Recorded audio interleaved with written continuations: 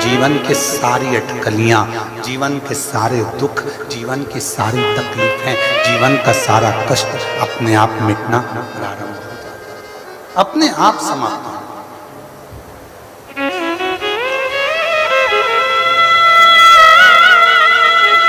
थोड़ा बहुत यदि अब कथा देखिए,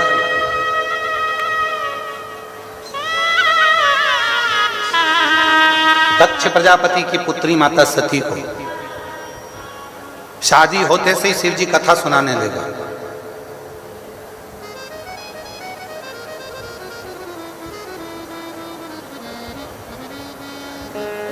सीधे कथा सुनाने।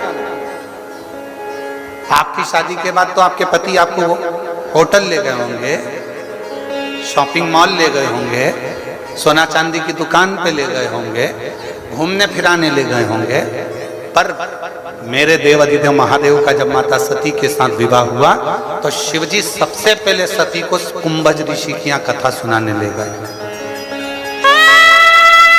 अगस्त ऋषि की यहाँ कथा सुनाने ले गए सबसे पहले। क्यों? कहीं दर्शन कराने ले जाते, कहीं तीर्थ में। कथा सुनाने ले जाने की क्या जरूरत थी? उसका एक कारण था, ये जो कान है ना,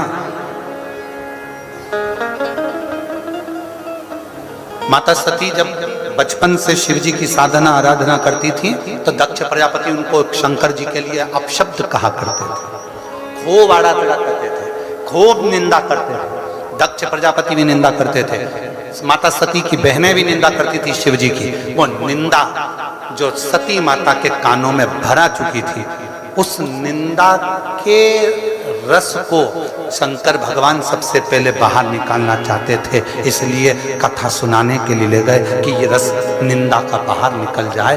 जब निंदा बाहर निकल जाएगी तो तू मेरी हो जाएगी, फिर संसार सागर तुझे ठीक नहीं दिखेगा। केवल शिव ही, केवल शंकर ही नजर आए।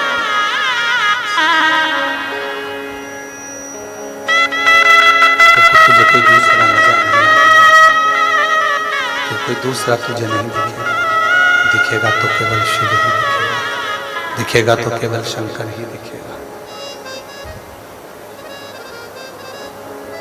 शिव माता सती को कथा सुनाने के लिए, माता सती। और देखो कितनी सुंदर बात है, अगस्त ऋषि कथा कर रहे हैं, सती माता कथा कानों में जा तो रही है पर उतार नहीं पा रही। उतार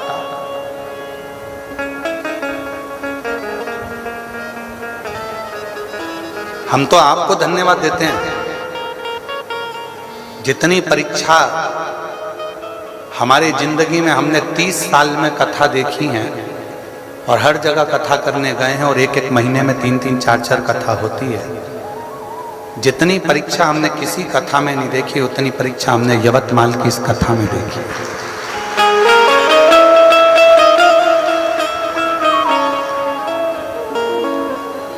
पंडाल उड़ रहे हैं, भोजनशाला का पंडाल कहीं नीचे रखा जाता है, कहीं साउंड सिस्टम हरे रामा हरे कृष्णा।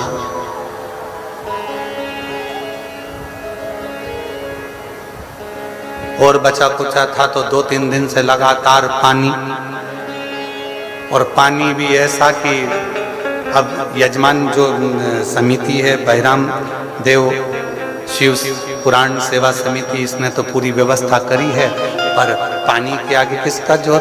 ऐसा पानी गिरे, पानी भी ऐसा गिरे जैसे सावन और भादों का, गरज गरज के बरस बरस के। अच्छा, हमको तो ऐसा लग रहा था कि भगवान भी साउंड की टेस्टिंग कर रहे हैं। हमारा साउंड वाला तो गड़बड़ हो गए, तो भगवान सोचे कि मैं मेरा साउंड देखूं कहीं मेरा तो गड़बड़ नहीं हो गया, तो वो भी टेस्टिंग कर रहे थे। बिजली चमचा चमका चमका के, बिजली चमका चमका के देखा, टार्च मार मार के कोई गई कि नहीं गई घर। फिर देखा इंद्रदेव ने कि वो तो पंडाल में अभी भी बैठी है, तो एक बार फिर कर जाओ, फिर देखो बिजली चमका के गई, नहीं गई।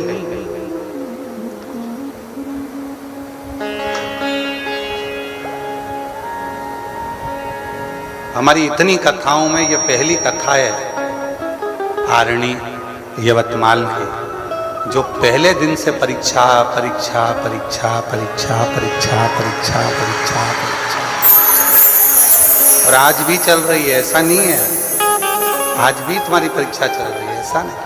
कीचड़ हो गया, चलते नहीं बने, फोर, फिर चला सो, अब जाए इधर से पानी उधर से पानी उधर, ये व्यवस्था उधर। फिर भी बहिराम देव शिव महापुराण सेवा समिति के लिए एक बार ताली बजाओ, उसने बहुत मेहनत करी है, बहुत। यहाँ के विधायक महोदय को भी मैं धन्यवाद दूंगा, वो भी इस अथक प्रयास में लगे रहे कि ये कथा सुचारू रूप से चलती रहे। एक बार विधायक महोदय के लिए भी, उनके लिए भी ताली बजाओ कि उन्होंने भी, यहाँ के जो भी सदस्य हैं उन्होंने बहुत सुचारू रूप से इसको करने का प्रयास किया, बहुत कर। और तेरी कृपा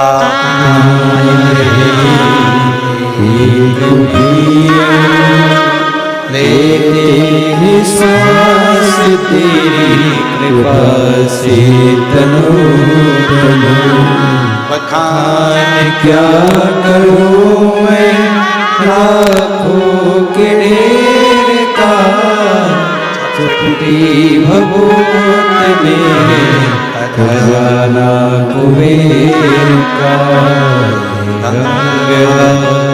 मुक्ति द्वार ओंकार तू, भोले ओंकार तू, आयो शरण तिहारी शंभो तार तार तू।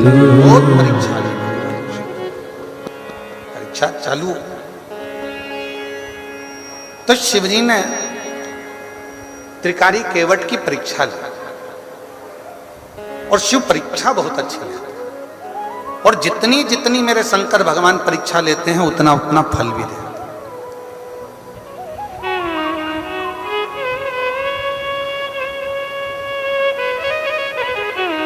फिर स्मरण करिए, ऐसे दयालु नाथ से रिश्ता बनाइए, अपनी ट्यूशन ऐसी जगह लगाइए जहां प्रैक्टिकल में नंबर कम हो तो तुरंत बढ़ जाए। हम पाप की गठरी हैं। संसार में जन्म लेने वाला प्रत्येक मनुष्य चाहे कितना बड़ा भी पद पर क्यों ना बैठ जाए तो भी उसकी जिंदगी में उससे पाप हो ही जाता है। कहीं नहीं होता तो 4 स्थान पर हर व्यक्ति से पाप होता है।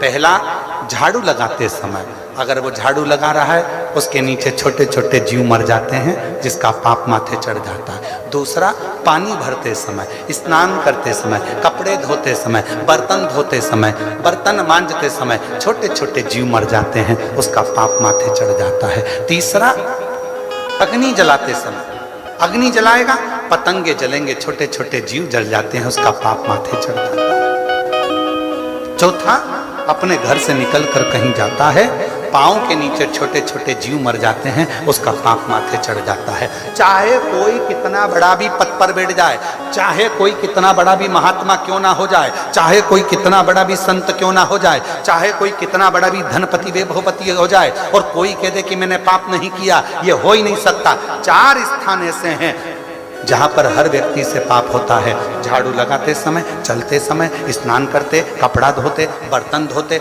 अग्नि प्रकट करते, भोजन बनाते, अग्नि को सेकते, ये सब 4 स्थान पर थोड़ा ना थोड़ा पाप हर व्यक्ति से होता है। हर व्यक्ति के मस्तक पर पाप की गठरियां बंधी होती है।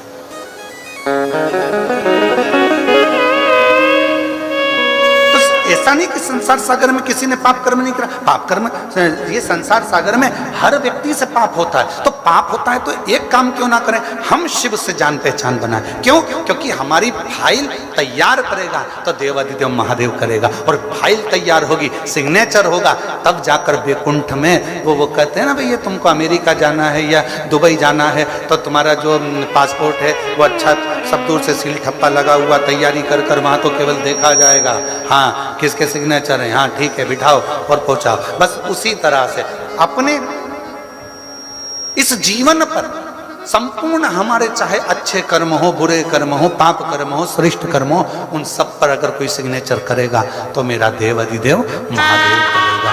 और अंत समय प्रभु आना पड़ेगा। सबको आता है, सबको आता है, सब बोलो अंत समय प्रभु आना पड़ेगा, वचन दिया तो निभाना पड़ेगा। आए न आए प्रभु कुटुंब कभी ना, अंत समय प्रभु आना पड़ेगा। वचन दिया तो निभाना पड़ेगा, अंत समय प्रभु आना पड़ेगा। पास में आपने जल चढ़ाया, आपने भजन करा, आपने बेलपत्र चढ़ाई, आपने मंदिर में झाड़ू लगाई, आपने पोछा लगाया, सब सेवा का रजिस्टर उसके पास तैयार है। एक पत्र है, ध्यान दो।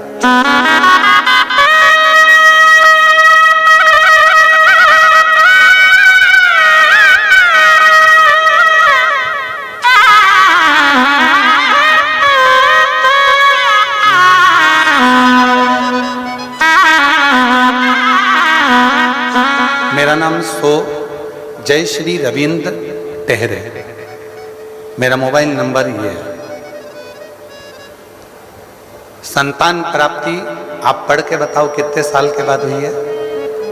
23 साल के बाद। ठीक है, कहीं बैठी हो तो हाथ हिला सकती हैं, और अगर बच्चा आया हो साथ में तो उसको ला सकती हैं। ये बच्चे का फोटो है। मेरा नाम सो जय श्री रविंद्र टहरे, मोबाइल नंबर ये है। मेरी शादी को 23 साल हो चुके हैं गुरुदेव। अब जरा उस बहन की दुख भरी का कथा सुनिएगा, जरा कहानी जरा इस पत्र के माध्यम से सुनिए। मेरा बड़ा बेटा, मेरा एक बेटा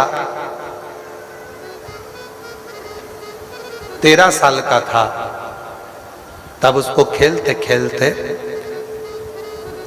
गले में फांसी लगी और वो मुझे छोड़कर चला गया। अब उन्होंने तो एक 13 साल और एक 18 साल लिखा है, पत्र को पढ़िए।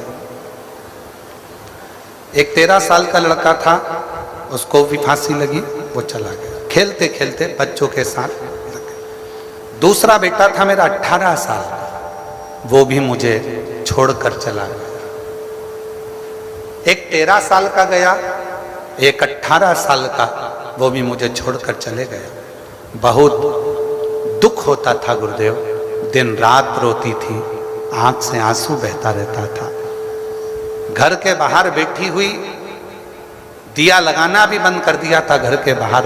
एक दिन बैठी थी, तब किसी एक बच्ची ने आकर कहा, वो सीहोर वाला बाबा कथा कहता, उसकी कथा तो टीवी पर सुना कर काकी। वो बाबा सबकी सुनता, टीवी पे कथा सुनने से कोई बच्चा हो जाता। मैंने उस बच्ची को थोड़ा चिल्लाया, बच्ची चली गई। फिर मन में आया कि वो सीहोर वाला बाबा है कौन। टीवी चालू करी, आस्था चैनल, कथा सुनना प्रारंभ करी और बाबा से वहीं बैठकर प्रार्थना करी, बाबा कृपा कर, मैं कहीं नहीं जा सकती क्योंकि मेरे 2 बेटे चले गए, लोग मुझे अपशब्द कहते हैं।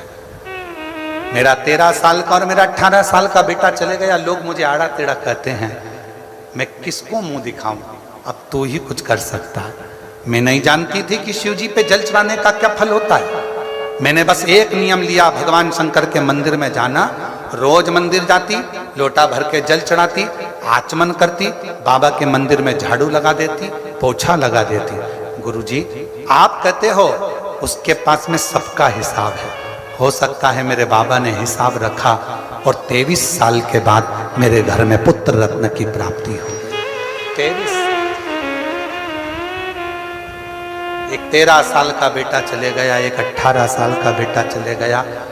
मना कर दिया था डॉक्टरों ने, तुम्हारे यहां अब संतान नहीं हो सकती, आस छोड़ दी थी, तो भी मेरे बाबा ने मुझे औलाद दी। एक लाइन लिखी है, आप उसको पढ़िएगा, जो हमने कल भी गुनगुनाई थी। मेरा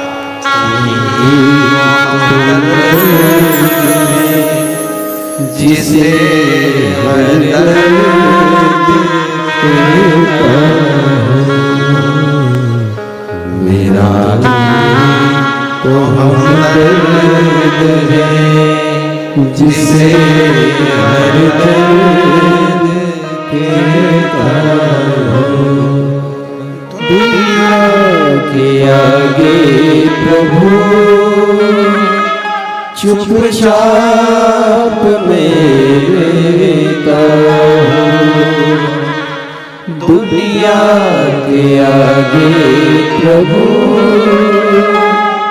चुपचाप मेरे का हूँ। मेरा तू ही तो हमदर्द है, जिसे हर दर्द कहता हूँ। मेरा तू ही तो हमदर्द है, जिसे हर दर्द कहता हूँ। आया नजर ना कोई भी अपना, जब मुझको दरकार थी, जब मुझको दरकार थी, तब मेरे पद का जीवन के रथ का तू ही बना सारथी, तू ही बना सारथी। राधाने की हर कदम पर निगहबानिया, मेरा तू ही तो हमदर्द है, जिसे हर दर्द कहता हूँ। मेरा तू ही तो हमदर्द है, जिसे हर दर्द कहता हूँ।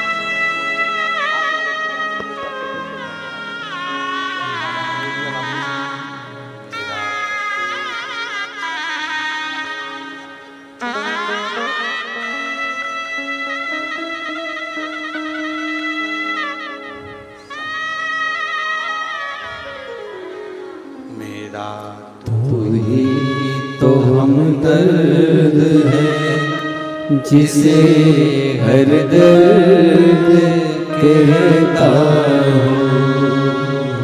उससे एक संबंध जोड़ दीजिए, और जब एक संबंध उस शिव से जुड़ जाए, एक संबंध जब मेरे देव अधिदेव महादेव से हो जाए, आपका नंबर कब बढ़ जाएगा पता नहीं पड़ेगा, आपका दुख कब कट जाएगा पता नहीं पड़ेगा, आपकी तकलीफ कब कट जाएगी पता नहीं चलेगा। कब दुख कटेगा, कब तकलीफ मिटेगी? शिव परीक्षा लेते, परिणाम भी देते, रिजल्ट भी देते, और जब देता है तो दुनिया का सारा सुख प्रदान कर देता है। त्रिकारी के दरवाजे पर आवाज लगाई सुबह सुबह एक साधु ने, मुझे पार कर दो, उस पार जाना। शिव साधु बनकर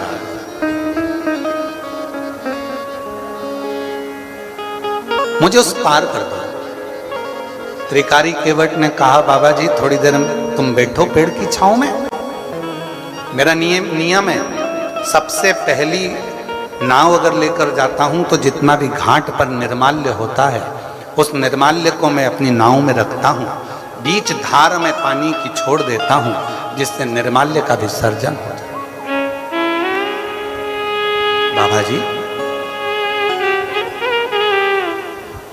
मैंने उसको रखा है। बाबा जी आप थोड़ी देर बैठो। शिव तो साधु के रूप में आए थे, उन्होंने कहा त्रिकारी केवट होना तुम, मैं तुमको दक्षिणा देने को तैयार हूं, तुम्हारी भेंट देने को तैयार हूं, तुम मुझे पहले छोड़ो। नहीं नहीं, मैं पहले नहीं छोड़ूंगा। सबसे पहला मेरा नियम है निर्माल्य को मैं विसर्जन करूंगा, उसके बाद ही छोड़ूंगा। अब तो साधु ने कहा कि मैं तुझे तेरी उतराई दुगनी दूंगा। साधु जैसे ही बोले तो केवट त्रिकारी ने कहा नहीं नहीं नहीं, मैंने को नहीं चाहिए, मैं तेरी उतराई 4 गुना दूंगा, मुझे उतराई नहीं चाहिए। मैं तेरी उतराई 50 गुना दूंगा, नहीं। साधु ने अपनी झोली में से एक पोटली निकाली भरी हुई असरफियों की, असरफी की पोटली रख दी केवट के सामने। त्रिकारी केवट ये ले असरफियों की पोटली और सबसे पहले मुझे उस पार छोड़ दे, बहुत जरूरी काम है, फिर तू तेरा काम करना। इतने में केवट हाथ जोड़कर बोला, बाबा जी आपकी ये पोटली आपके पास रखो, जितनी देर आप बात कर रहे हो उतनी देर में तो मैं निर्माल्य विसर्जन कर कर आ जाऊंगा। और त्रिकारी दौड़ पड़ा, घाट का सारा निर्माल्य उठाकर नाव में रखा, बीच मझधार में पानी में वो छोड़ दिया। और जैसे ही निर्माल्य का विसर्जन हुआ, त्रिकारी केवट वापिस आया और आकर जो देखता है तो वो साधु तो नहीं था, मेरा देव अधिदेव महादेव खड़ा था, मेरा शिव।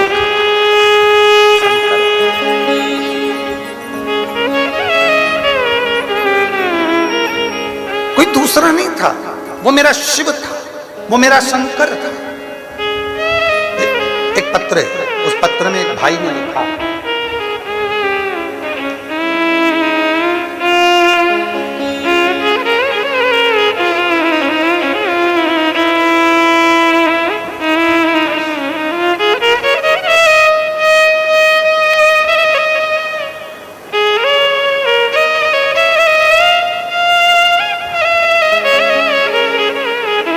स्वाति विजेंद्र पाठक, रायपुर छत्तीसगढ़ से। कहीं बैठी हो, रायपुर छत्तीसगढ़ से स्वाति विजेंद्र पाठक रायपुर छत्तीसगढ़ से आई है। कहीं बैठी हैं आप ही हैं, आ जाओ। एक बेलपत्र लेकर, एक लोटे जल का मैं क्या वर्णन करूं। मैं रायपुर छत्तीसगढ़ की रहने वाली हूं। सन 2024 से मेरे पति विजेंद्र पाठक, इनका पेट 2024 में मेरे पति विजेंद्र पाठक, इनके पेट में दर्द रहता था। मेरे परिवार के लोगों ने उन्हें अस्पताल में दिखाया तो आराम मिला, और कुछ दिन के बाद बहुत ज़्यादा पेट में दर्द रहा तो हमने रायपुर के नारायण अस्पताल में भर्ती किया। वहाँ जांच की तो डॉक्टर ने कहा कि इनकी किडनी और पेनक्रियाज पूरे तरीके से खराब हो चुके हैं, इनका इलाज, इनकी हालत खतरे में। फिर डॉक्टर ने कहा कि इनको वेंटिलेटर में रखना पड़ेगा। तब से 2 महीने तक वेंटिलेटर अच्छा होना दिख नहीं रहा था।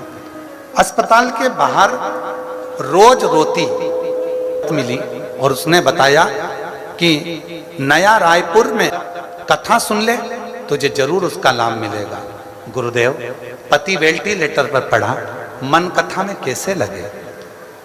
पति भी हॉस्पिटल में रायपुर के, कथा भी रायपुर में छत्तीसगढ़ में चल रही है, नया रायपुर में। वो माता ने कहा कि वो प्रदीप मिश्रा है, कथा कर रहा है, तू चली जा। मेरा पति वेंटिलेटर पे पड़ा है, मन कैसे लगेगा, कुछ मत कर, तू जा तो। वहाँ की थोड़ी सी मिट्टी ही लेके आ जाना और वहाँ बैठकर उस मिट्टी को तेरे शरीर पर लगाना, विनती करना। गुरुदेव, मैं नया रायपुर ऑटो कर कथा में पहुँच गई। पति वेंटिलेटर पर था और वहाँ जाकर मैंने कथा सुनी। वहाँ से थोड़ी सी मिट्टी उठाकर लेकर आई। डॉक्टर ने मना कर दिया, कुछ भी चीज अंदर नहीं जा सकती। मैं अपने कपड़े पर मिट्टी लगा ली और लगाकर अंदर वेंटिलेटर के पास चली गई और अपने पति के शरीर को मैंने उस मिट्टी को उसके शरीर से लगा दिया। गुरुदेव, दो महीने से जो पति वेंटिलेटर पर था, बाबा की कृपा से 5 घंटे के अंदर वो वेंटिलेटर पे काम करना प्रारंभ करा और वेंटिलेटर से हट गया। वापिस किडनी की जांच हुई, पेनक्रियाज की फिर जांच हुई और बाबा ने ऐसी कृपा कर दी कि डॉक्टर ने कह दिया कि किडनी और पेनक्रियाज पूरी तरीके से ठीक हो गए हैं और बाबा की कृपा से आज मेरा पति ठीक हो गया। मैं बाबा को यहाँ प्रणाम करने के लिए आई। गुरुजी, एक निवेदन है, आपके पंडाल की मिट्टी में क्या है? बहन, हमको भी नहीं मालूम, पर इतना जरूर मालूम है कि जब श्री शिवाय नमस्तुभ्यम का इतने मेरे भक्त, मेरे शिव के उपासक जब जप करते हैं तो ये मिट्टी भी सिद्ध हो जाती है और उसका फल प्राप्त करती है।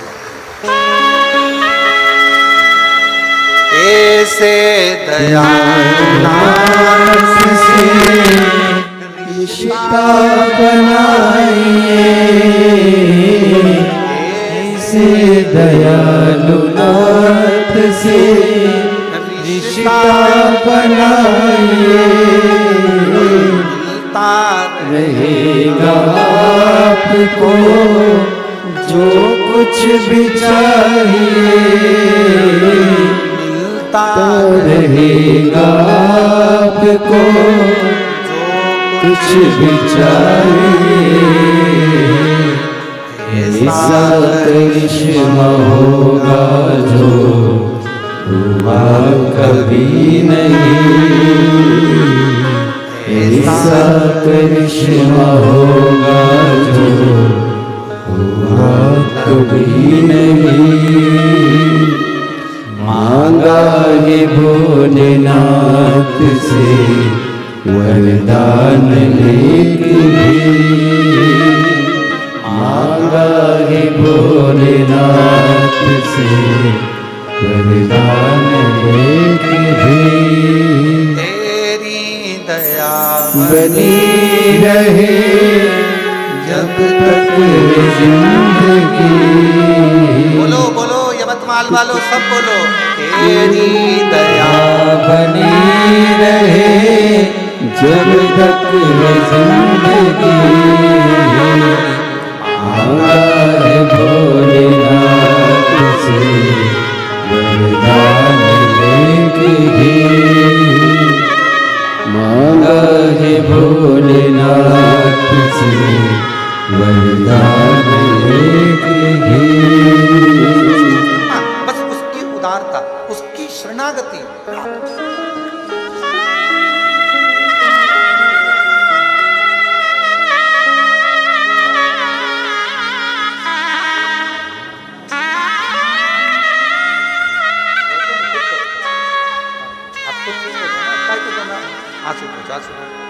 उनको भी देना चाहिए।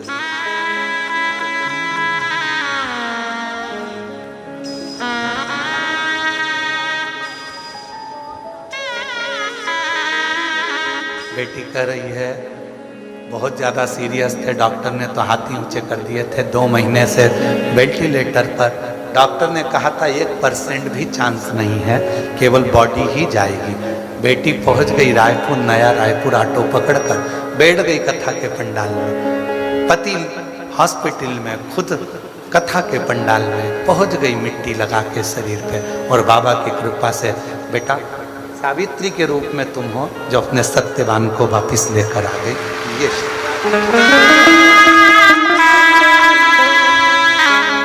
दीदी कह रही है कि उसने मंदिर नहीं छोड़ा गुरुजी, लगी रही।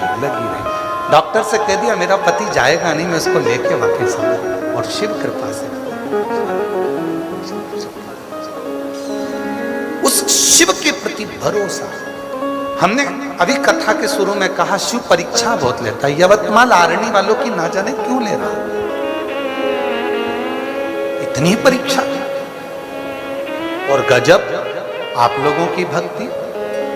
पर एक निवेदन हमारा आप लोगों से है, जब बहुत तेज हवा चले, समिति आप लोगों से निवेदन करे, भाई रामदेव श्री शिवपुराण की कथा समिति आप लोगों से कहे कि पंडाल से बाहर निकल जाओ, तो निकल जाया करो। उनको भी भय लगता है, डर लगता है।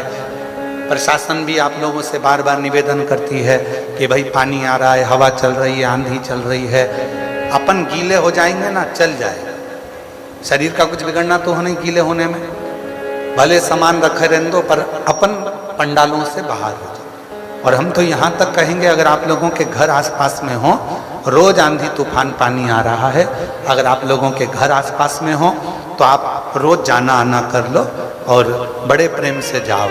ये मत सोचना कि 100 रुपये 50 रुपये लगेंगे, बाबा से कह कर जाएंगे 50 रुपये तुम खर्च करो, 50,000 वो देगा एक हफ्ते के अंदर। तो तुम चिंता मत करो, अपना आना जाना चालू करो। ज़्यादा पंडाल में पानी भरा रहता है, आंधी चलती है, पानी आता है, तूफान चलता है, सबका हृदय, चाहे प्रशासन हो चाहे समिति हो, हमारे को भी कक्ष में बेचैनी लगी रहती है तुम्हारे चक्कर में कि तुम्हारा सब स्वास्थ्य ठीक रहे, सब आनंदमय रहे। थोड़ा सा शिव है। कई लोग कहते हैं हम शिव जी के भरोसे, हम भी शिव जी के भरोसे, पर कर्म तो करना पड़ेगा ना। सब शिव के भरोसे रो मना नहीं है, परंतु थोड़ा वो तो जब कोई कह रहा है कि बाहर निकल जाओ, निकल जाओ, चल दो, अपने को आगे बढ़ा। शिव तत्व का त्रिकारी की परीक्षा ले लीजिए। केवट के सामने भगवान शंकर प्रकट हो गए। केवट त्रिकारी, गजब, तेरी भक्ति मुझे पसंद है। त्रिकारी, मेरा एक नियम है, मेरे मंदिर में गुआरी लगाने वाला, मेरे मंदिर में दीप जलाने वाला, मेरे मंदिर में लेपन करने वाला और मेरे निर्माल्य को विसर्जन करने वाला कभी भी भटकता नहीं है, उसकी मंजिल तक मैं पहुंचा कर।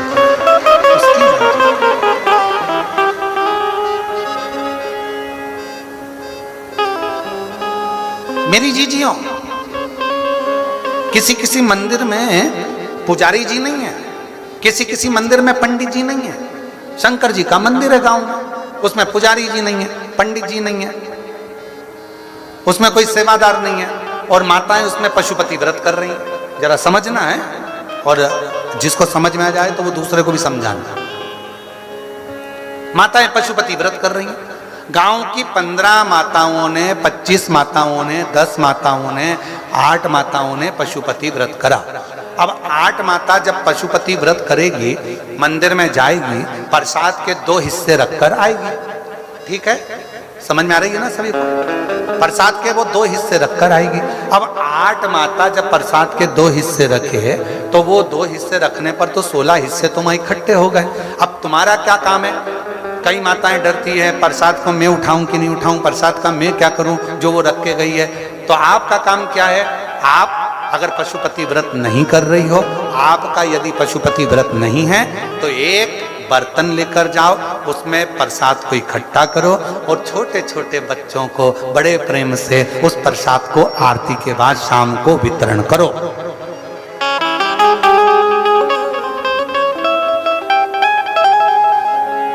उस प्रसाद का वितरण करो।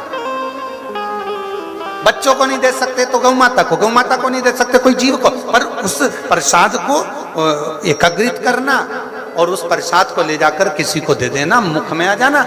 और ये नहीं है कि गुरुजी वो दूसरे के पशुपति व्रत का प्रसाद मैं खा सकती हूँ कि नहीं खा सकती, तुम्हारा व्रत थोड़ी ना है, तुम्हारा उसने तो शिव जी को दिया है ना, उस भाग को तुम वितरण कर सकते हो बाबा से कहकर, बाबा ये भक्तों के लिए प्रसाद छोड़ कर गए हैं, आपके भक्तों के लिए है, देना।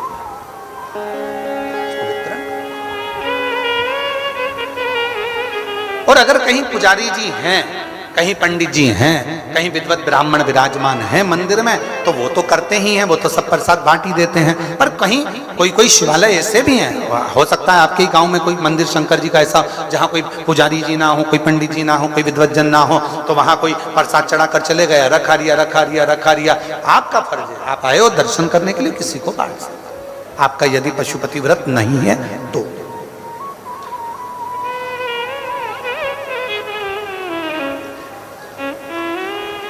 सेवा का फल मिलता है। सेवा किसी भी रूप में, किसी भी रूप में सेवा।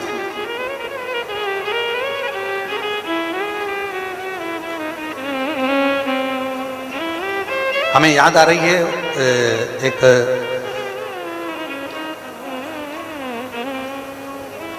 नोएडा के एक अमित रघुवंशी नाम का एक लड़का, नोएडा में उसका मिलना हुआ।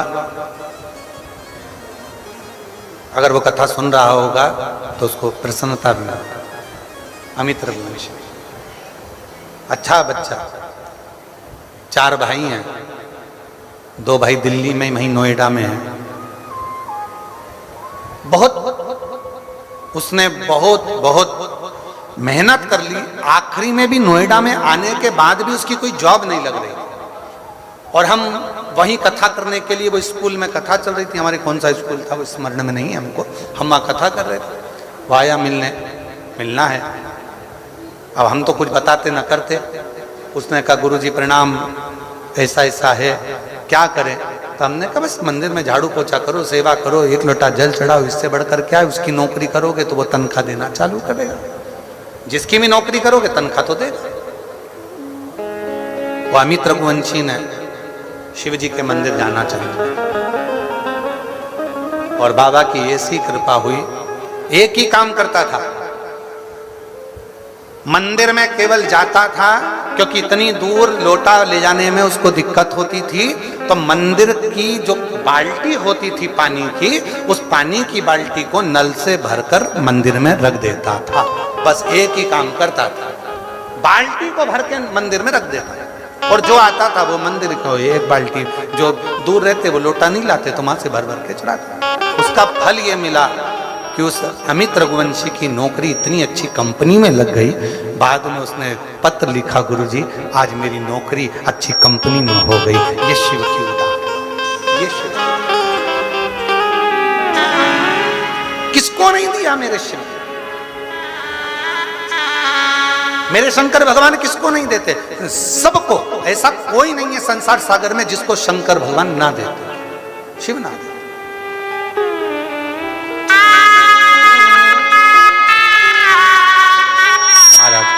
बस उसकी साधना, उसकी उपासना, उसकी भक्ति, उसका विश्वास, उसकी दृढ़ता हमें सुख दे, हमें सुख प्रदान। अब भरोसे तो रहो। और कई लोग ऐसे हैं कर्म ही नहीं करना चाहते। वो तो सोचते कि हम मंदिर जा रहे हैं तो हम बस एक ही काम करेंगे। नहीं, मंदिर गए हो ना, थोड़ा फैलारा उठाओ। मंदिर गए हो ना, दीपक बहुत सारे रखे हैं, उठा के एक जगह पर रख दो। मंदिर गए हो ना, कभी कभी नंदी बाबा को भी साफ कर दिया करो। मंदिर गए हो ना, कभी कभी जलाधारी को साफ कर दिया करो। मंदिर गए हो ना, थोड़ी देर बैठकर उससे साधना करा करो। मंदिर गए हो ना, नंदी के पास बैठकर उससे थोड़ी देर बैठकर चर्चा करा करो, थोड़ी देर बैठकर बात करा करो।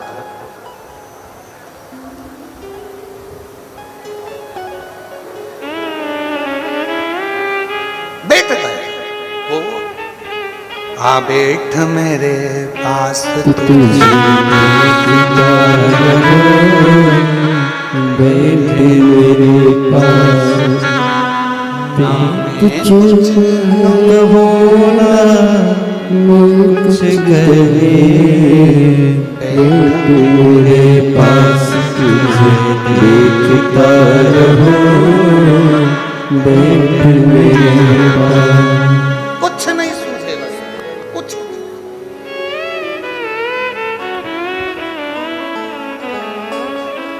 शिव जी के मंदिर में जो जाना प्रारंभ करते हो, शंकर जी के मंदिर में जो तुम झाड़ू लगाना प्रारंभ करते हो, हमने कहा था बेलपत्र सिद्ध है, शिव जी पे चढ़ा जल सिद्ध है, रुद्राक्ष सिद्ध है, शंकर जी पे चढ़ी हुई भस्म सिद्ध है। हमने आपसे कहा शिव जी के पास जो जा रहा है वो सब सिद्ध है। शंकर के पास जो पहुंच रहा है वो सब सिद्ध है, उसमें कुछ ये नहीं सोचना पड़ेगा कि इनको सिद्ध कैसे करें।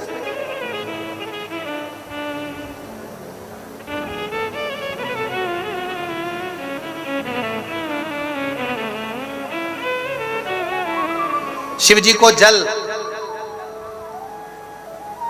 सोने के लोटे से चढ़ाया जाता है, चांदी के लोटे से चढ़ाया जाता है, तांबे के लोटे से चढ़ाया जाता है, पीतल के लोटे से चढ़ाया जाता है, स्टील के लोटे से चढ़ाया जाता है, कांसे के लोटे से चढ़ाया जाता है, हीरे के लोटे से चढ़ाया जाता है, पन्ना के लोटे से चढ़ाया जाता है। काय के लोटे से शंकर भगवान जल को स्वीकार करते हैं। जम के बोले, जम के तांबे के लोटे से शिव जल को स्वीकार। क्यों भैया? चांदी क्या शिव स्वीकार नहीं करते? सोना क्या शिव स्वीकार नहीं करते? हीरे जवाहरात ये सब क्या शिव स्वीकार नहीं करते? तो तांबे से भगवान शंकर का ऐसा कौन सा मेल है? तांबे से 33 कोटि देवता का ऐसा कैसा मेल है? तांबे से भगवान नारायण का ऐसा क्या प्रेम है? तांबे के लोटे से, तांबे के पात्र से, तांबे के कलश से, तांबे के बर्तन से भगवान का इतना प्रेम कैसे हो गया? आखिर ताम्र का पात्र ही भगवान को प्रीत क्यों? 33 कोटि देवता को तांबे का बर्तन ही क्यों अच्छा लगता है? स्टील क्यों नहीं अच्छा लगता? सोना क्यों नहीं अच्छा लगता? चांदी क्यों नहीं अच्छी लगती? कांसा क्यों नहीं अच्छा लगता? पीतल क्यों नहीं अच्छा लगता? उनको सोना ही क्यों भाता? उसको तांबा ही क्यों भाता? तांबे की मूलता क्या?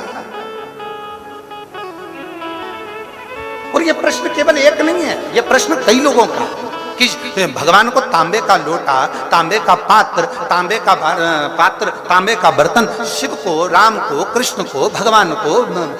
अब दुनिया के लोग चांदी का प्रयोग करने लगे, चांदी का लोटा होना, चांदी का ये होना, चांदी का वो होना। अब थोड़ा सा अपना अपना भाव है, हम बोलेंगे तो लोगों को थोड़ी काली मिर्ची लग जाती है, इसलिए हम बोलते हैं। अब लोगों का मन का भाव हो गया कि हम करोड़पति हैं तो चांदी से अभिषेक करेंगे, हम धनपति हैं तो शिव जी को, राम जी को, कृष्ण जी को, मेरे भगवान को, 33 कोटि देवता को अगर कोई पात्र अच्छा लगता है तो वो तांबे का पात्र अच्छा लगता है, बाकी के पात्र से कोई मतलब नहीं। और वो भी क्यों लगता है? किस लिए लगता है? उस तांबे के पात्र में ऐसी क्या प्रीत है?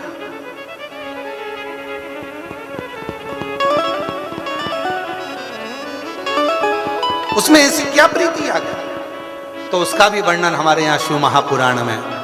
और अगर शिव पुराण में नहीं पढ़ सकते तो वराह पुराण, और वराह पुराण गीता प्रेस गोरखपुर की लेकर आना, और वराह पुराण में उसका अध्ययन करिएगा, वराह पुराण में उसको पढ़िएगा। पृष्ठ संख्या 227, अध्याय 129, वराह पुराण आप उसमें पढ़िएगा। एक चरित्र मिलेगा बड़ा सुंदर। शिव का एक भक्त है, पर है असुर, राक्षस है, असुर है, असुर प्रवृत्ति है उसकी, और नाम है उसका गुड़ाकेश। उसका नाम है गुड़ाकेश। और वो गुड़ाकेश वराह पुराण कहती है वो गुड़ाकेश असुर है, बहुत उपद्रव मचाता है, बहुत उत्पात मचाता है, बहुत उत्पात।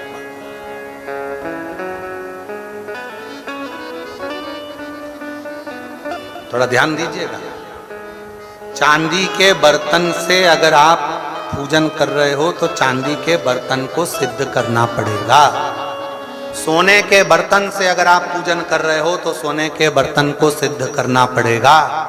स्टील के बर्तन से आप पूजन कर रहे हो तो स्टील के बर्तन को सिद्ध करना पड़ेगा। केवल एक पात्र होता है तांबा, जिस पात्र को सिद्ध नहीं करना पड़ता वो अपने आप सिद्ध रहता है।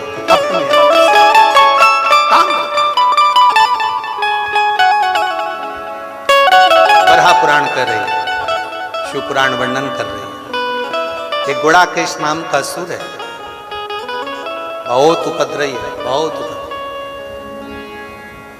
कहीं पर भजन ना होने दे, सत्संग ना होने दे, स्मरण ना होने दे, पुण्य कार्य ना होने दे।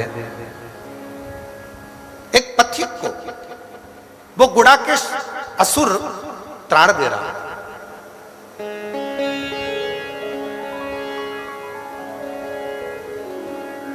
बहुत ताड़ दे रहा है।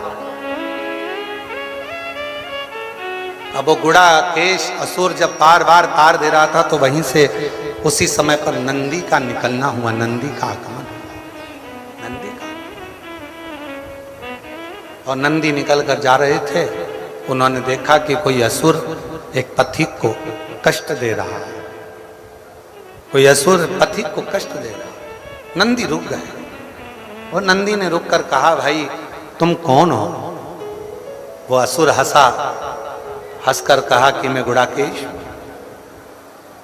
असुर हूं, जाओ यहां से, नहीं तो तुम्हें भी त्राण देना प्रारंभ कर दूंगा, कष्ट देना प्रारंभ कर दूंगा। नंदी थोड़ा मुस्कुराए और कहा, ए भाई तो इनको क्यों कष्ट दे रहा? इस पथिक ने क्या बिगाड़ा? क्या बिगाड़ा?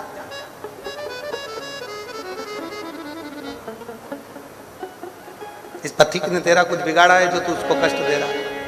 दुनिया में ऐसे कई लोग ऐसे हैं जो किसी को पहचानते नहीं हैं, एक आध बार मिले भी नहीं है, उसको जानते भी नहीं है, पर किसी ने एक कमेंट्स बुरा कर दिया, बुरा लिख दिया और उसने फिर कमेंट्स में बुरा लिखना प्रारंभ कर दिया।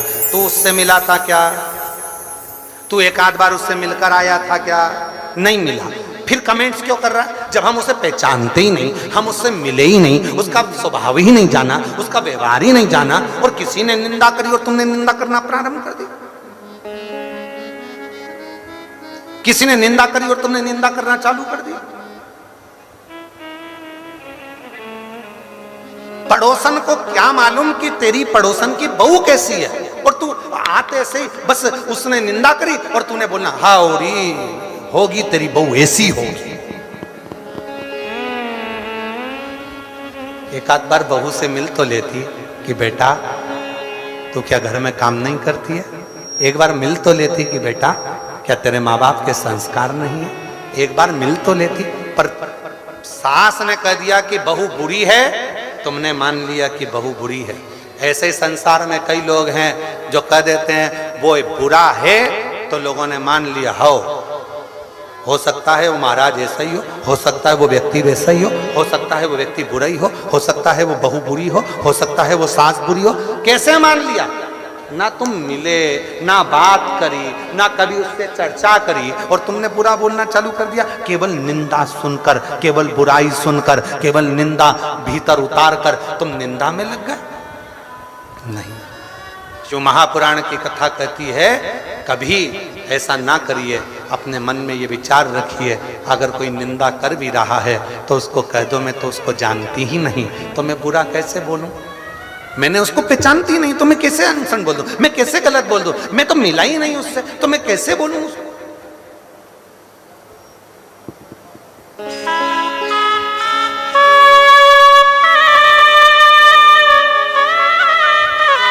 एक बात बोले हम आप लोगों को, सबसे अच्छा काम अगर किसी का लगता है तो हमको तो हमारा लगता है। क्यों? क्योंकि हम किसी से मिलते भी नहीं, बात भी नहीं करते, तो कोई हमारे पास में आके किसी की निंदा भी नहीं करता और ना किसी की बात हमारे सामने आकर बोलता।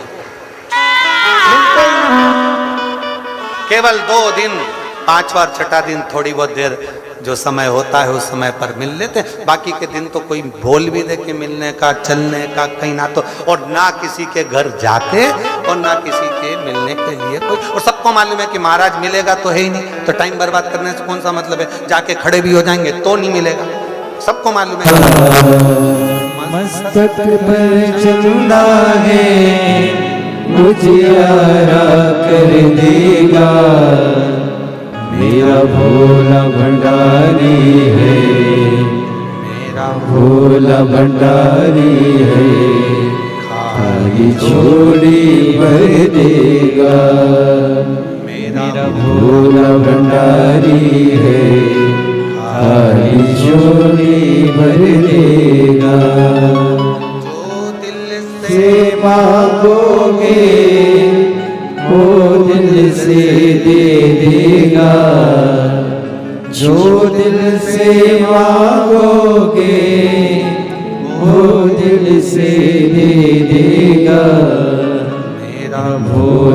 भंडारी है, मेरा भोला भंडारी है, खाली झोली भर देगा। आप हृदय से उसको प्रार्थना करें, निवेदन करें, विनय करें, अपने मन का भाव भगवान देवाधिदेव महादेव से करें। ये कथा यवतमाल आरणी में जो चल रही है 30 मार्च से 5 अप्रैल तक, आज संपूर्ण देशवासियों को श्री हनुमान जी महाराज के जन्म महोत्सव की बहुत बहुत बधाई हो। चैत्र पूर्णिमा की सभी देशवासियों को बहुत बहुत बधाई। भगवान श्री हनुमान जी महाराज आपके जीवन के सारे कष्टों को, दुखों को हरें। शंकर भगवान का स्वरूप श्री हनुमान जी महाराज, शंकर सुमन कैसरी नंदन, सारे दुखों को हरने वाले। संपूर्ण देशवासियों को श्री हनुमान जी महाराज के प्रागट्य महोत्सव की, जन्म महोत्सव की बहुत बहुत। ये कथा 30 मार्च से 5 अप्रैल तक आरणी चल रही है। 1 बजे से 4 बजे तक कथा का समय रहेगा दोपहर में। फिर कथा 8 अप्रैल से 14 अप्रैल तक भीलवाड़ा राजस्थान में रहेगी, जो दोपहर 2 बजे से 5 बजे तक रहेगी। भीलवाड़ा राजस्थान वालों को बहुत बहुत बधाई, जो राजस्थान में दूसरी कथा पहुंची है शिव की कृपा से। 17 से 23 अप्रैल तक दिल्ली वालों को बधाई हो, जो 17 से 23 अप्रैल तक दिल्ली में शिव महापुराण की कथा रहेगी। और झारखंड वालों को भी बधाई हो, जो 5 मई से 11 मई तक रांची झारखंड में फुटबॉल ग्राउंड में, रांची में शिव महापुराण की कथा सुकुरहुट कांके रांची झारखंड में 1 बजे से 4 बजे तक रहेगी। संपूर्ण झारखंड वालों को और उसके आसपास के क्षेत्रवासियों को बहुत बहुत बधाई, जो आपके झारखंड में शिव महापुराण की कथा पहुंच रही है और कथा का लाभ आप लेंगे। सभी लोग साथ में बाबा से प्रार्थना करें, विनय करें, निवेदन करें, विनती करें, शिव जी से अपने मन का भाव कहें और बाबा को अपने मन का भाव।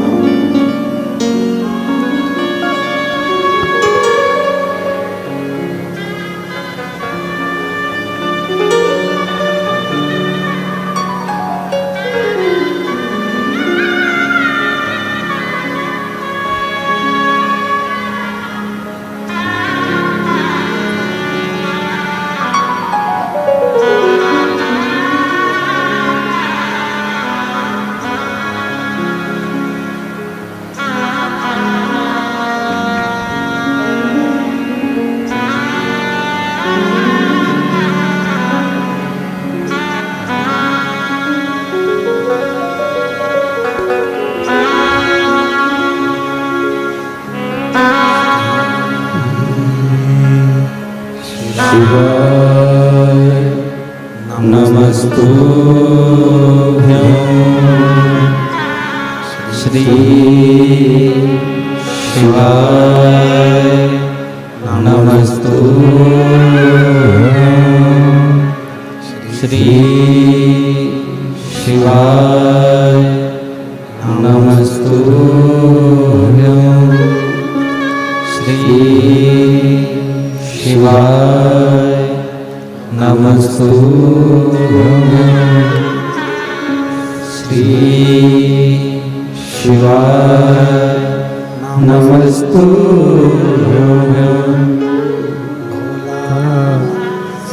दुख काटो हमारा भोला, सब दुख काटो हमारा। शंकर जपो तेरी माला, भोले बाबा जपो तेरी माला। भोला सब दुख काटो हमारा, भोला सब दुख काटो हमारा। मंगल मंगलकारी वेश है मंगल मंगलकारी। शानवासी हमारा शानवासी हमारा हो बोला सब दुख काटो हमारा। हो बोला सब दुख काटो हमारा।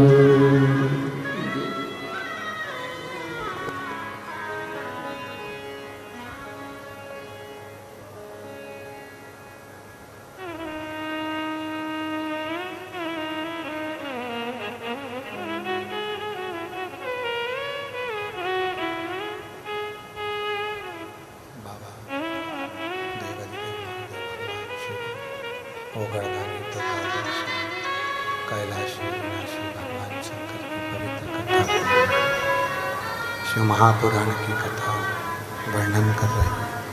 शिव तत्व कह रहा है, शंकर भगवान की कथा कर रहे हैं, शिव कथा कर रहे हैं, भगवान शंकर का चरित्र कर रहे हैं। शिव भोगदानी त्रिकालदर्शी कैलाशी विनाशी।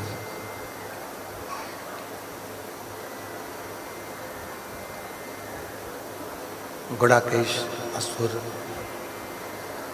पति को परेशान कर रहा था, कष्ट दे रहा था, त्रास दे रहा था, ताड़ दे रहा था। और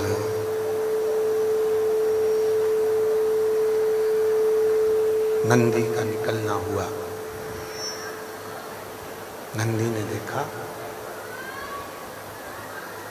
और नंदी जब देखता है, नंदी ने जब देखा, नंदी जब कि ये नंदी ने जब देखा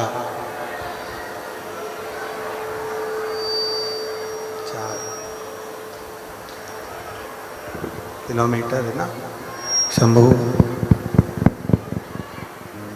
नंदी ने जब देखा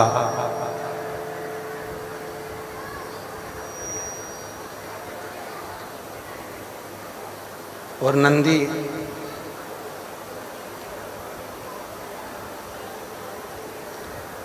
गुड़ाकेश असुर को रोकता,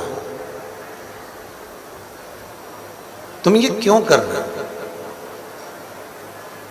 किस लिए कर रहे हो, ये ठीक नहीं है। किसी को कष्ट देकर आप जिंदगी में कभी सुखी नहीं रह सकते।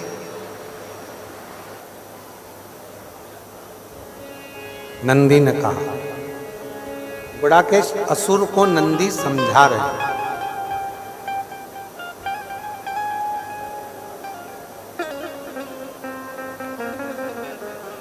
गुड़ाकेश असुर को नंदी समझाने का प्रयास कर रहे हैं कि आप किसी को कष्ट देंगे तो क्या सुखी रह जाएंगे। असुर हो, तुम्हारे चेहरे पर तेज नहीं।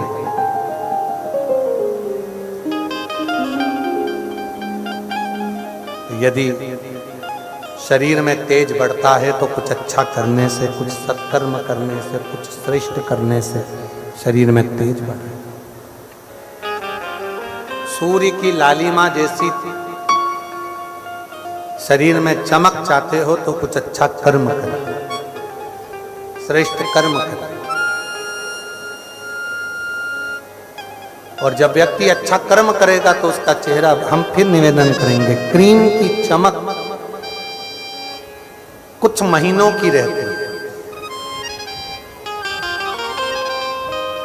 ब्यूटी पार्लर की चमक कुछ घंटों की रहती है, और अच्छे कर्म की चमक मरते दम तक रहती है। अंत घड़ी तक, अंतिम समय तक चमक बरकरार रहती है।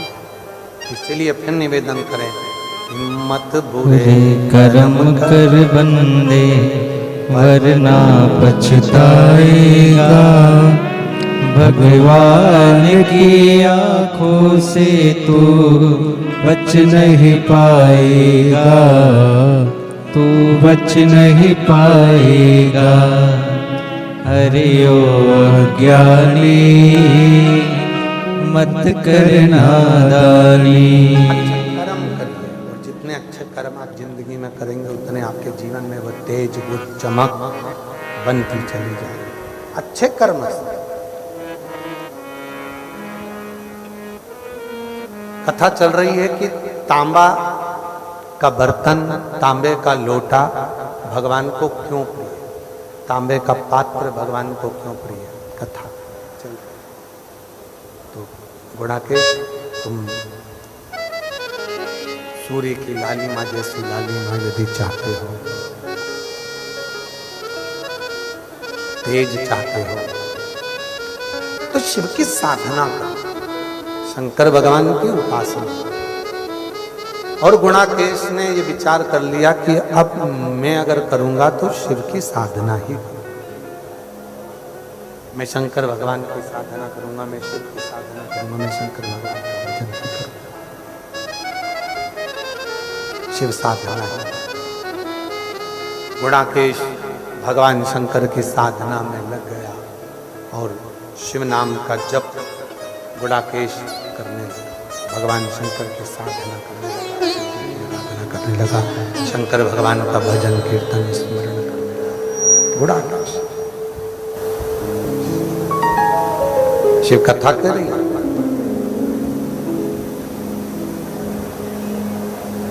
शिव तो भोले, गंधर्व भी अगर उनको जपता है तो उसको भी दर्शन देते हैं। पशु भी अगर भगवान शंकर को भजता है तो पशु को भी दर्शन देते हैं। पक्षी भी अगर भगवान शिव को भजता है तो पक्षी को भी दर्शन देते हैं। अगर कोई जीव जंतु भी भगवान शंकर को भजता है तो उसको भी दर्शन देते हैं। भगवान शंकर दर्शन। अब जब पशु को दर्शन दे रहे हैं, पक्षी को दर्शन दे रहे हैं, गंधर्व को दर्शन दे रहे हैं, अप्सरा को दर्शन दे रहे हैं, सबको दर्शन दे रहे हैं, तो कोई साधारण मनुष्य भी अगर भगवान शंकर की भक्ति करेगा तो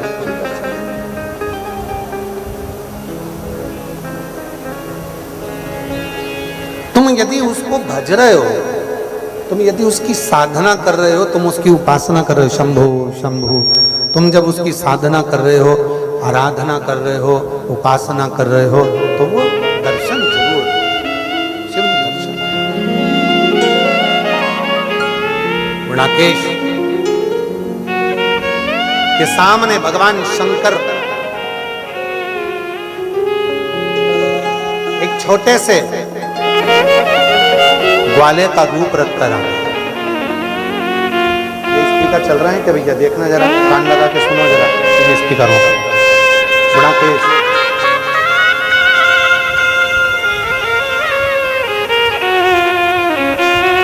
गुणाकेश के सामने भगवान शिव एक ग्वाले का रूप रखकर आ।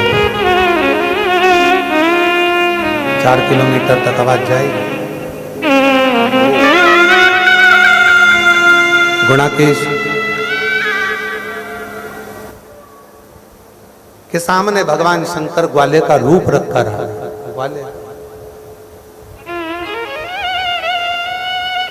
और जब ग्वाले का रूप रखकर आए, थोड़ी देर तक गुणाकेश को भगवान शिव देखते रहे।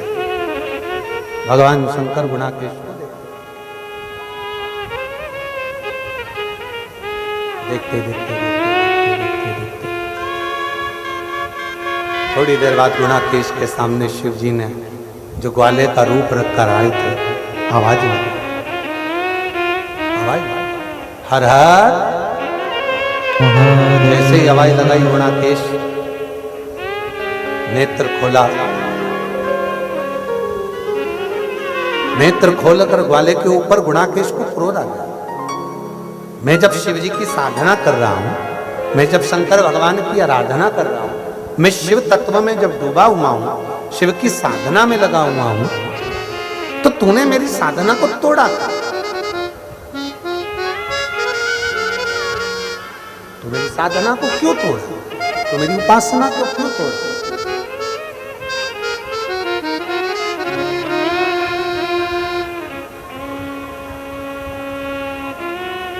भगवान शिव जो ग्वाले का रूप रखकर आए, भगवान शंकर जो ग्वाले का रूप लेकर आए, भगवान शंकर ने कहा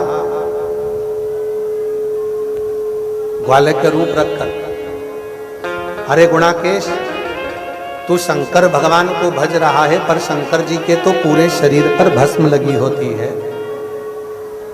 उनका पूरा शरीर भस्म से भरा हुआ होता है, उनकी सुंदरता कितनी है ये किसी ने नहीं देखी। हाँ, यदि सुंदरता देखी है तो भगवान नारायण की देखी है। शिव जी गुणाकेश को भगवान नारायण की सेवा में लगा गए और कह दिया कि नारायण की भक्ति करो, भगवान नारायण का भजन करो। अब तो गुणाकेश ने सोच लिया कि वास्तव में नारायण तो बड़े सुंदर है, नारायण जैसी सुंदरता तो हो ही नहीं सकती है, बड़े सुंदर है, बड़े सुंदर। तो उनके जैसी सुंदरता मुझे मिले, सूर्य की तेज लालिमा जैसी लालिमा मुझे मिले, वैसा तेज मुझे प्राप्त हो और वैसा तेज मेरे जीवन में मिले। नारायण की सेवा में लग गए शिव जी, वहां से ओझल हो गए। अब गुणाकेश भगवान नारायण की सेवा कर रहे थे, नारायण का भजन कर रहे थे, नारायण के स्मरण में डूबे हुए। नारायण श्रीमन्नारायण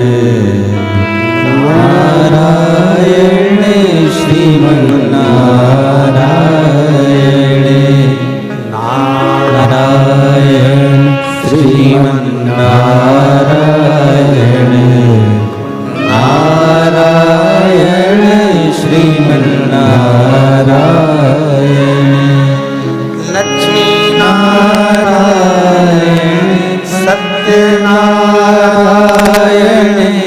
नारायण श्रीमन्नारायण लक्ष्मी नारायण सत्यनारायण नारायण श्रीमन्नारायण नारायण श्रीमन्नारायण नारायण श्रीमन्नारायण नारायण श्रीमन्नारायण नारायण श्रीमन्नारायण। लग गए नारायण की सेवा में। गुणाकेश भगवान नारायण का मंत्र जाप कर रहे हैं, उच्चारण कर रहे हैं नारायण के नाम, नारायण नारायण नारायण नारायण नारायण नारायण जपते लगे। वैकुंठ धाम हिलने लगा, इंद्र को लगा वो गुणाकेश तो असुर है, राक्षस है, और असुर होकर भगवान नारायण का तप कर रहा है। मुझे लगता है जरूर ये भगवान नारायण से कोई ना कोई वर प्राप्त करेगा। इंद्र को लग गया।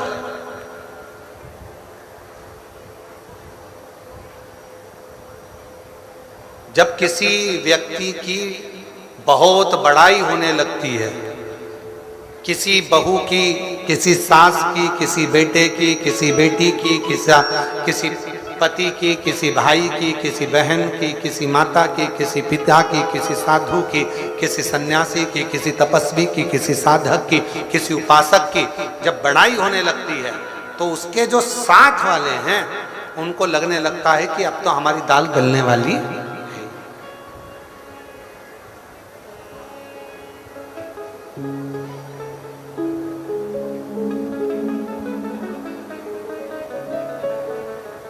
भारत की भूमि पर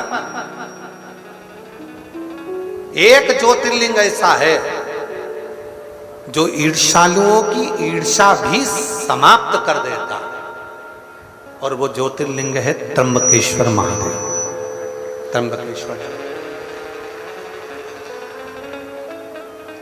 गौतम बाबा पर गौ हत्या का दोष लगा दिया था, गौतम ऋषि पर गौ हत्या का दोष लगा था। गौतम बाबा पर जब गौ हत्या का दोष लगा,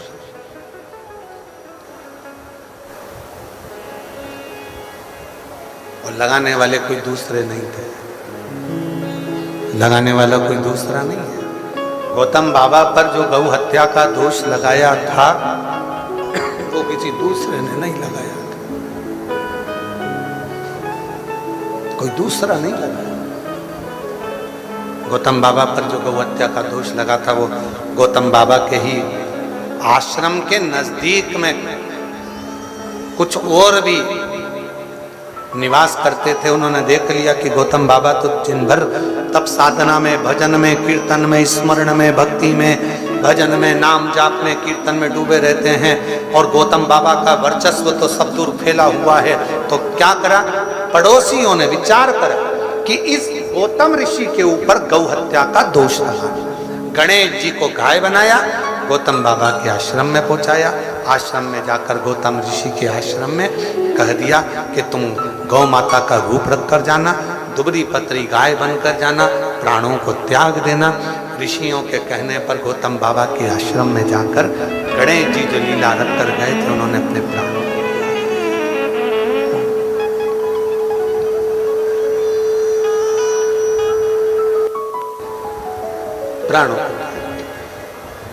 सबने मिलकर गौतम बाबा पर गौ हत्या का दोष लगा। संसार का मनुष्य, एक मानव और एक महादेव, दोनों में अंतर है। मानव दोष देखता और महादेव किसी में दोष नहीं देखते, वो केवल गुण देखते हैं, केवल गुण। आप स्नान करें कि नहीं करें, महादेव को मतलब नहीं। आपने कौन से कपड़े पहने, महादेव को मतलब नहीं। आपने क्रीम पाउडर लगाया कि नहीं लगाया, महादेव को मतलब नहीं। कौन सी गाड़ी में चल रहे हो, महादेव को मतलब नहीं। महादेव को तुम्हारी गाड़ी से मतलब नहीं है, महादेव को तुम्हारे आभूषण से मतलब नहीं है, महादेव को तुम्हारे कपड़े से मतलब नहीं है, महादेव को तुम्हारे साज और श्रृंगार से मतलब नहीं है। महादेव को अगर केवल महादेव देखते हैं तो केवल तुम्हारा गुण देखते हैं कि तुम किस भाव से, किस आनंद के साथ में आप भगवान शंकर के पास आए हो।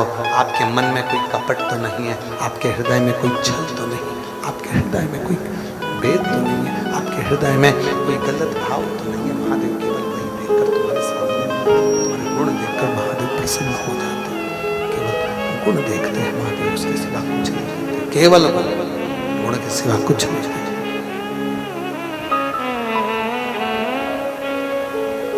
वो दोष देख रहा है, वो गुण देख रहा है। दुनिया का काम है वो दोष देखना।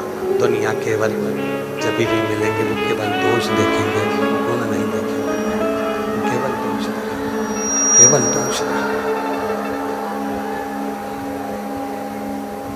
साउंड वाले भैया कुछ अच्छा कर सकोगे? शंभू शंभू शंभू शंभू शंभू शंभू।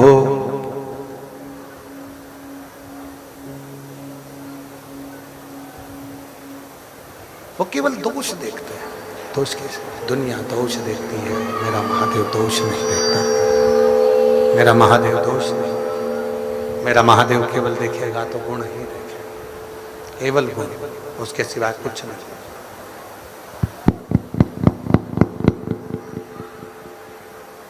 केवल शिव गुण देखते हैं, उनके पास में दोष देखने का काम।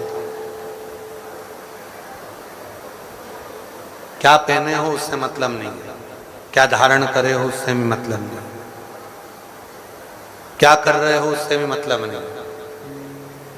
इसीलिए हमारे शिव जी के सामने जब हम लोग स्तुति आप लोग करते हैं, भगवान शंकर को धतूरा कौन कौन चढ़ाता है?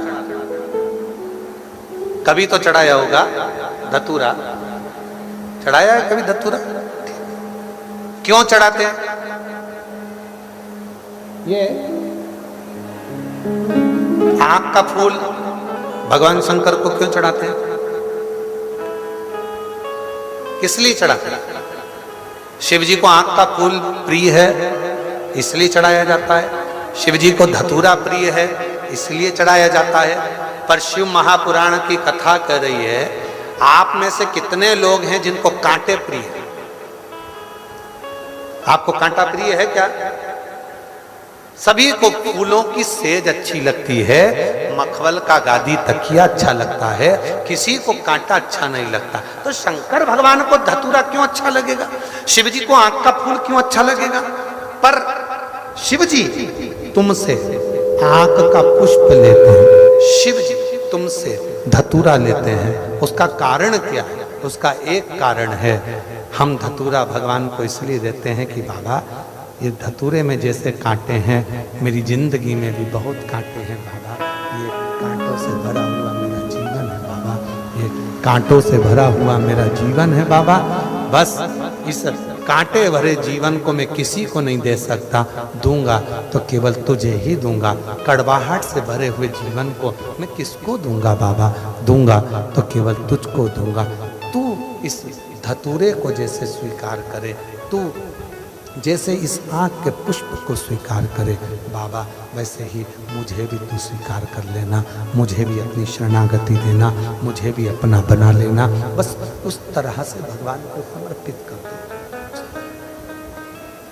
शिव की स्वीकृति, शंकर की भगवान शंकर की स्वीकृति में, भगवान शंकर की शिव को प्रीता नहीं,